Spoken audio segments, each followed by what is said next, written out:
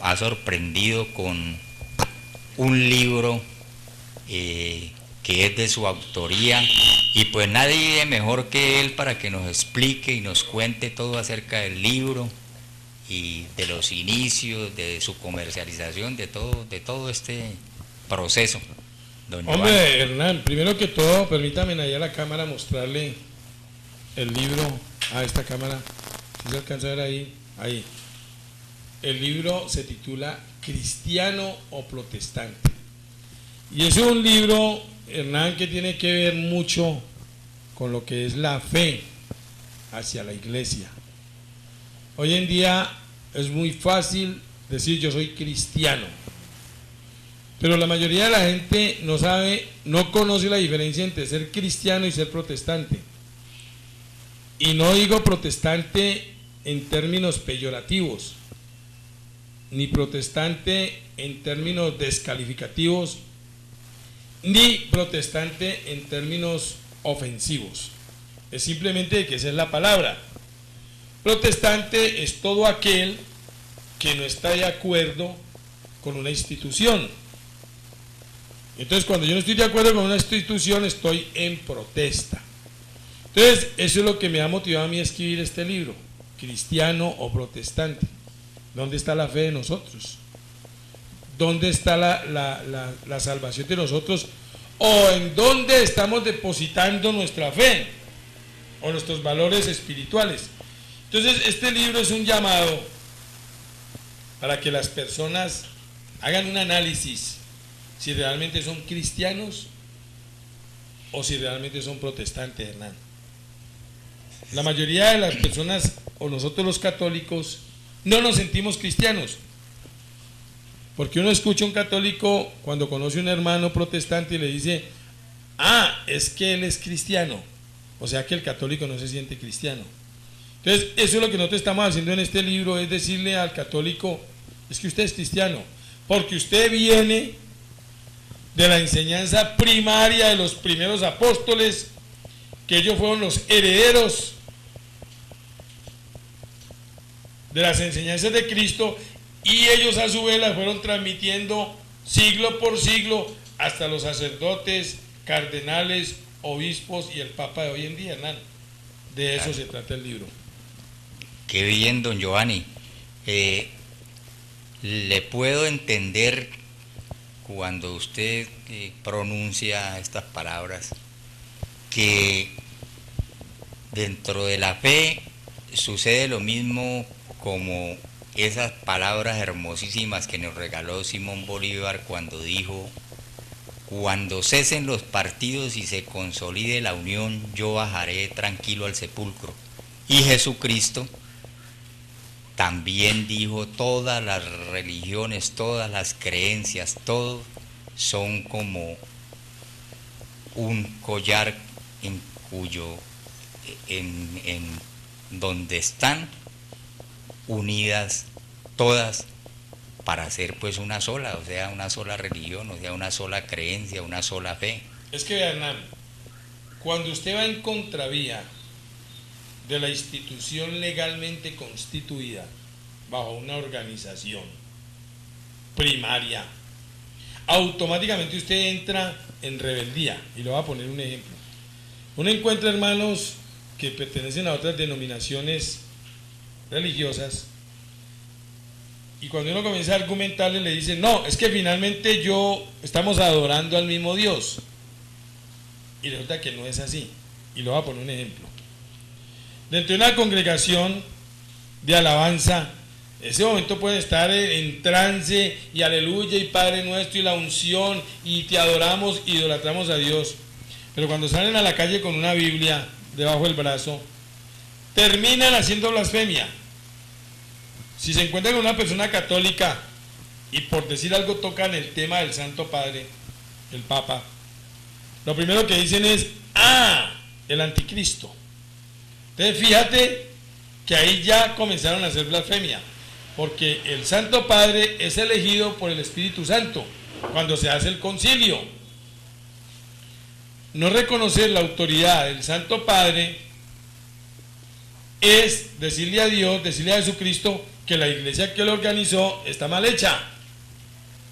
Entonces entramos en terreno en que terminamos enfrentados a Dios.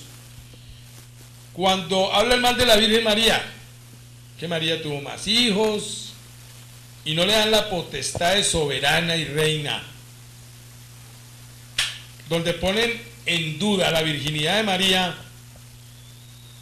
están haciendo blasfemia contra el Espíritu Santo, porque resulta que María fue cubierta por la sombra del Altísimo, ya era propiedad de Dios. Entonces fíjate que cuando uno comienza a entrar en ciertos temas, finalmente se da cuenta que terminan enfrentados a Dios. Entonces Dios va a decir, bueno, qué cacharro ¿no? Por aquí me alaban, pero por acá me atacan mi iglesia, me atacan a mis sacerdotes, me atacan al Santo Padre y se meten con la mamá del Dios carne, Jesucristo. ¿Cómo la ven?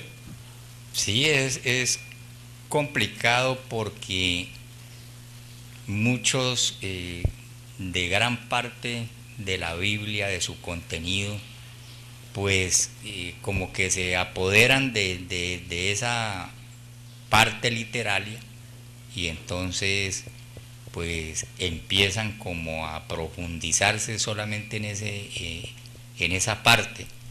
Pero yo tengo la plena convicción por los diálogos con los sacerdotes y con gente espiritual, y uno entiende de que es lo principal dentro de todo este contexto es un cambio total, buscando siempre lo bueno, la perfección, el sentido humanitario y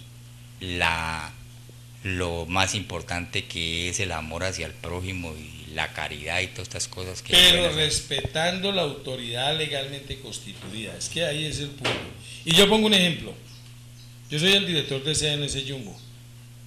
Suponga que yo me toca ausentarme y yo deposito toda mi confianza en Diego Arango.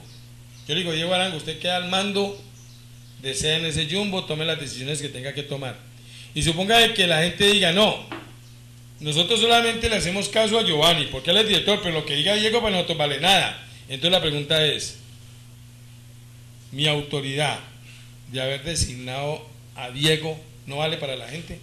Exactamente sucedió cuando Jesucristo deposita en los hombros de Pedro la responsabilidad de la iglesia. Que a la gente no le gusta, que la gente dice que no, pero esa es la verdad. Muere Pedro y entrega la sucesión a otro.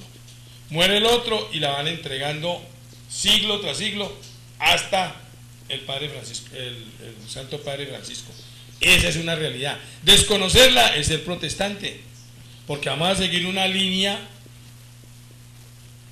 que inició Martín Lutero en el año de 1572, porque no estaba de acuerdo con la jerarquía eclesiástica de la época. Esa es la verdad. De eso se trata este libro. ¿Usted es cristiano o es protestante? Es como establecer y de ser uno consciente de que realmente pues nos falta mucho por aceptar, por conocer, por investigar, porque eso es muy extenso. La palabra, la doctrina es tan extensa, pero lo que sí logra uno llegar a la conclusión es que la máxima sabiduría de todo lo que usted quiera saber lo encuentra allí en ese contenido. Pero, volvemos al tema, los hermanos que practican otra religión hablan de que la doctrina de la verdad. Entonces yo digo, ¿cuál es la doctrina de la verdad? ¿Quién tiene la verdad? Si la única iglesia que tiene en custodia los libros sagrados de la Iglesia Católica son los que tienen en custodia esos libros, no los tiene nadie más. Bueno, entonces yo pregunto, y le voy a poner un ejemplo, Hernán. Yo tengo la versión original de la Biblia Vulgata de 1884. Una traducción que viene limpia, porque en esa época, como no había los intereses que hay ahora, entonces no manipularon las Biblias. Y se encuentra uno, por ejemplo, en el pasaje de la Anunciación de María. Los hermanos separados dicen, María tuvo más hijos. Pero cuando uno estudia la respuesta original de María en la Biblia, que la mayoría le han quitado ese pedacito, se va a dar cuenta de que era imposible.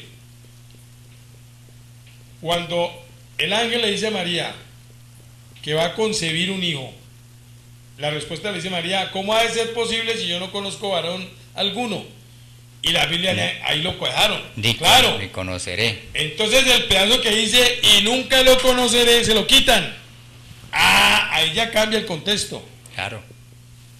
¿Por qué le quitan el nunca lo conoceré? Para poder calumniar a María.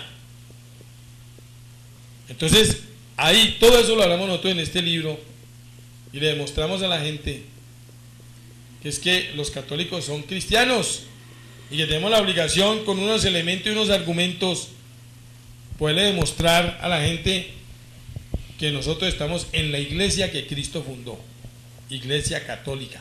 La mayoría no sabe qué significa la palabra católica. Jesucristo quería una iglesia universal, única, con una sola voz y una sola doctrina.